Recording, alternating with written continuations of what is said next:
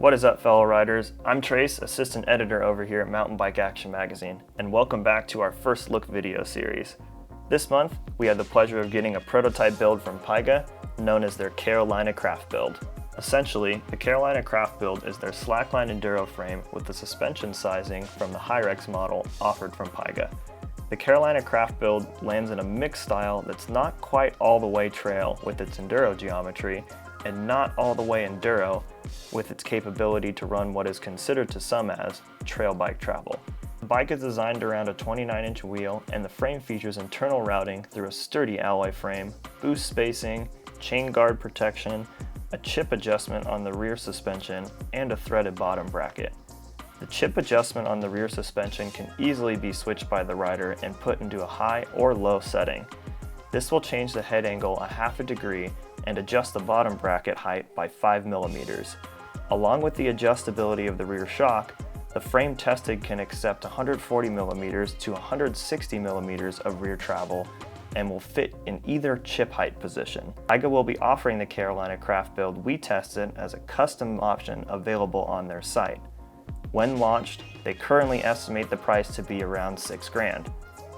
Pyga has presented itself a relentless mashup of enduro and trail with this latest Carolina Craft build. The rider looking to purchase this build is not afraid to go big on steep descents and spend the day enjoying the climb up the mountain with their trail crew.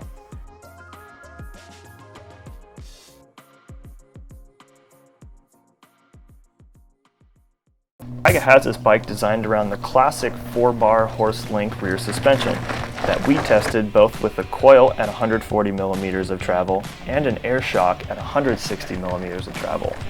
Toward the front of the Carolina Craft, we took advantage of the performance and high tunability of the 160 millimeters of Party on the Cane Creek Helm Air 29. The advantage of being able to go from 140 to 160 millimeters in the rear or change the front between 150 to 170 millimeter fits this bike in an ideal option for riders looking for a capable park bike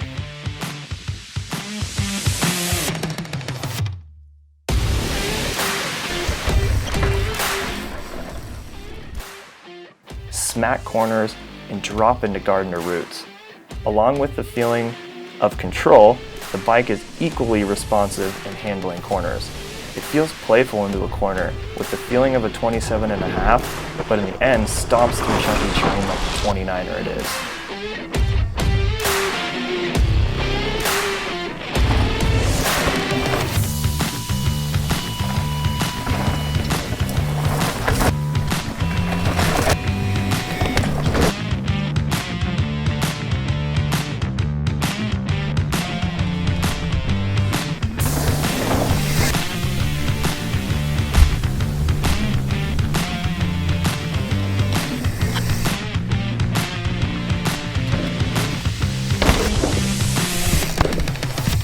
For a complete shakedown, make sure to snag the July issue of Mountain Bike Action Magazine and get more details on how we tested the bike. To keep in touch with our team, make sure to follow us on our Instagram or by heading over to our site, mbaction.com. Follow us at mbaction.com or on any of your favorite social media outlets. Don't want to miss out on any of the action, do ya? Well, check out these videos and make sure to hit subscribe.